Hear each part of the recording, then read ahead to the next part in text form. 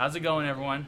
Your host here, Stephen Honey for Panthers Downloaded, aka Vanium. Today, I'm very excited to bring to you guys an interview with two of our amazing league players here. Today, I'm joined by Josh and Nielsen, and these two players have been with the league team for quite a while now. They're some of our veteran players.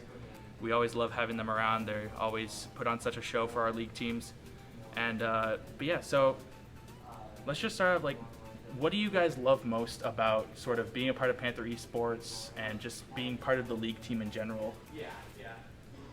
So for me, it's more like making friends. When I first transferred to UNI, it was during that first COVID term where everything was online.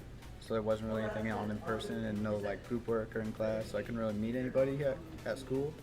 But the Panther Esports really was my first friends and first people I could meet around campus and do stuff with. That was really nice. Mine's about the same thing. I've made a lot of friends through Panther Esports and stuff. One who I'm living with now is one of my roommates. So I mean, it's just a great community. So you guys specifically obviously play League. We get to watch you every week on Wednesday nights play. What do you guys, as some of the veterans on this league team, what do you guys do for those newer league players who might not have played on a competitive team before? How do you incorporate them with your team, and how do you sort of get them going, get them comfortable with that competitive atmosphere? So the biggest thing that we try to work on is communication. So we think no matter what champions or their play style, we can always make it work without our team. So we try to mostly work on communication, make sure we're all on the same page, what we're doing, what we're setting up for. Like the top laner, he wants to push out a wave, he thinks he can get a turret top or something. We want to make sure the rest of the team knows that. So if they're at a dragon fight, they don't start it right away. They kind of slow play it so we can get a tower and then maybe TP. We want to make sure that they take that communication difference from solo queue when you're not really talking to people, and make sure they're talking and make sure everyone knows what everyone's doing. Yeah, that was pretty much well said. Yeah, communication is the biggest thing. Is when you get on a new team and you don't really know people much, talking is kind of hard. For us, we got 4 players who've played with each other for a while, so we're trying to get that one person, that new player, either it's Zach top or Bailey mid. We just got to get them talking more and stuff, just feel comfortable with us. Right. Because us 4, we'll sit there and just talk and joke around in game when stuff isn't happening. Boring laning phase.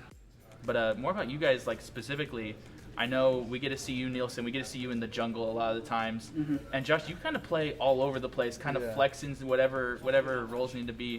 What do you like most about sort of the roles that you play? So what I like most about what I play is it's kind of versatile depending on what teams we need, whether I'm top or mid. If we're really going heavy on Tyler carrying from the bot lane or a big mid lane carry or something like that, there's always a champion in the role I play that can do what the team needs, whether that's dive the back line, just disrupt the back line so they're not one-shotting everybody, or maybe I'm playing an assassin so my job's just go one-shot the carry, or maybe I'm a tank and it's just protect Ty guy, make sure he can deal his damage. I like that no matter what style we have, there's always something I can do, and it's always different. It's not just every game I'm doing the same thing. I like having to adapt to kind of what we're doing. Yeah, I'm the same. Right now we have a team that really doesn't have a natural jungler, so that's hard. Mm-hmm. And me, I'm not a huge fan of the jungle, but I'll do what we need to do. I played jungle last year, so on the team I know jungle the most. But right now we're trying to fit everybody in, and we're going to start maybe role swapping a little bit more too. So stay tuned. There's a lot coming. Yeah, I mean, we even saw that in your match on Wednesday, of just sort of the from round 1 to round 2, moving people around, putting new people in. You got the new top laner in there, Zach, who plays the Renekton a lot of the times, and then even Bailey Joe coming in and playing mid lane, playing Swain. And I know in week 1, Bailey Joe was a very bright spot on that team of just having a really good 2 rounds. But overall, I mean, you two really come in and show that veteranocity, and you show that experience. And you talked about it too. It's well, I don't particularly like playing the jungle, but I will because I'm the most experienced there, which is what we love to see in leadership roles. What more about obviously I'm a top lane player mostly. I'm not good at league though. What you guys make it look so easy, and It's not easy, I'll tell you that. It's, But you guys make it look easy. Like I watch people who play League. I'm like, wow, that looks awesome. That looks like fun. And then I'm sitting here feeding all in. But so what kind of tricks do you guys like to give to players who might want to get into League but are finding themselves like kind of hitting a wall almost? my biggest thing, the stuff I've been working on for the past like couple years or so, is keeping your cool, strong mental. Even when games are looking down, you can always turn it around. Yeah, so for me, I guess when I first got into the league, like, you know, it was back when level 30 was the max level. It took a while to get there, so but by the time you got to level 30, you had a general understanding of how to use most like simple abilities. And for me, my biggest thing was once I got to that point where I knew how to use abilities and was comfortable using them, play a simple champion. Like for me, I played top lane, so I played nothing but Garen because he's a really simple champion. I didn't have to worry about his mechanics. Then I could learn the rest of the game. I wouldn't have to worry about like on Lee Sin. I wouldn't have to worry about, oh, is this a flash kick angle? Is this a ward hop kick? Like I wouldn't have to worry about doing all that crazy stuff. It's just do it. I Q, I E, I ult, Spin to win. and then it's like, do I need to be at dragon? Do I need to be split pushing? Do I need to rotate? Like, what do I have to do that's not my mechanics? Going off on that is learning micro and macro. Micro and macro can decide a game easily. If you have really bad micro, then your early game's going to suck. And just knowing how to progress from there and try to get better macro as the game progresses. Well, hey, I mean, we love watching you two play. We love watching the whole team play. I even, I was talking to a couple people 2 weeks ago. I'm like, that league game was great. You guys had the 2-0 win. I'm like, well, what did you guys like most? They're like, that randomly awesome guy is really, really great. Like, he was so much fun to watch because you guys had an insane comeback in the second match 2 weeks ago, and that whole thing was just kind of mounted off of not losing that cool and just sort of just kind of getting in there, getting back at it, not losing your heads, focusing on what's the next objective to get, one objective at a time. But how do you personally, how do you like to keep your cool if you're having like a bad day of matches or if you're having a bad league match? Well, one thing I will say is if you are tilted, don't just keep queuing up. You're going to play tilted and then you're just going to make it yourself even more. So take a break, play a game of TFT or something. Hyper roll, it's a good quick way to cool off. Go play something else. I mean, that's the best thing you can do is just take a break from league. For me, I guess I always try to look at like what our team's win condition is. Like in that comeback game, I was playing Sivir. So like I knew if I got to like 3 or 4 items, I could run through a team fight. But I trusted like Jency and all our other players to keep the dive off me. So I always look for that kind of angle, or even if like I'm not playing the Sivir, like I'm playing an Ornn that game, I know if Tyler's on the Sivir and I'm on the Ornn, that Tyler can run through a team fight. So I just like don't lose the game before he gets to 4 items, and then once he gets there, then it's just keep him alive.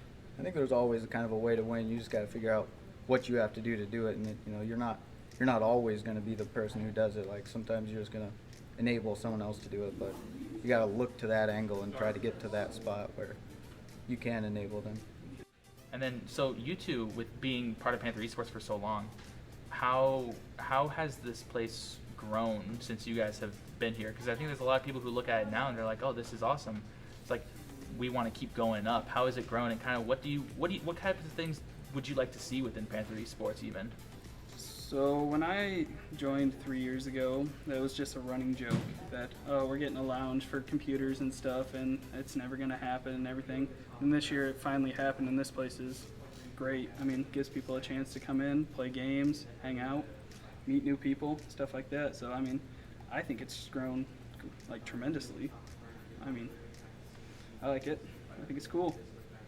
I think it's really cool what we've done with it. I didn't imagine it would be like this when I first joined. When I first joined, it seemed kind of like it was just each team was kind of just playing by themselves and doing their own thing, and then I guess maybe some people came together across games, but I like how now it's kind of like there's a room where you can just come hang out, meet other people, play other games, and maybe like I don't play a lot of Overwatch, but if I come in, someone's playing Overwatch, I could probably hop in a game with them. They wouldn't mind. Or Yeah, that's what's great is having these PCs for people who might not even have like their own PCs. Like we have a lot of people who come in, they're like, oh, I've only played on console, but I want to try PC, but I don't want to buy a PC, because there is sort of that expense like wall that you almost have to hit of like getting a decent PC that can run all these games. It's like it's awesome to let people who don't have access to that, be able to have a space like this.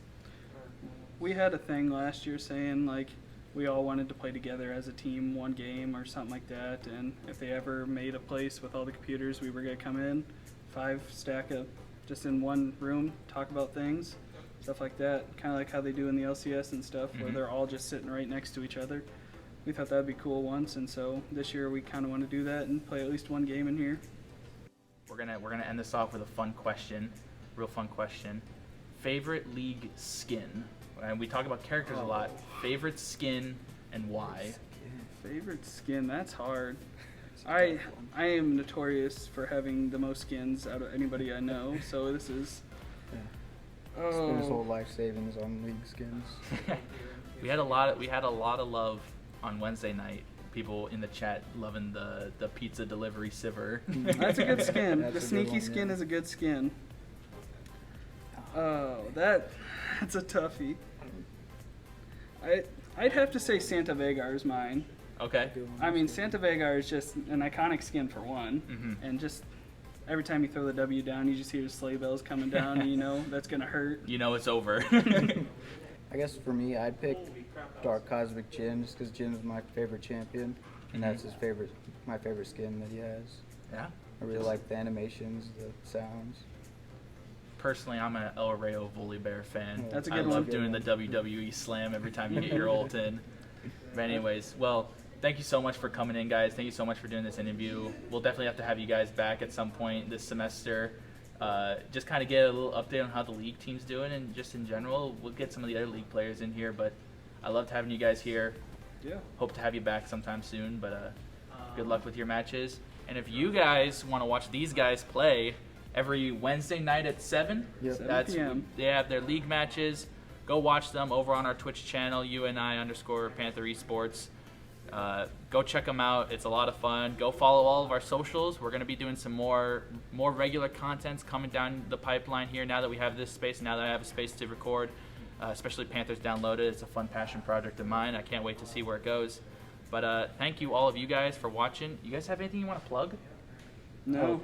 Tyler wanted to give us his mom a shout out. He Okay. said Yeah. she's a really nice lady and she's a great cook. Shout out to Tyler's mom. Shout out to Tyler's mom, and a big shout out to CJ, our editor. CJ is an absolute legend. Can't wait to have him edit some more videos here.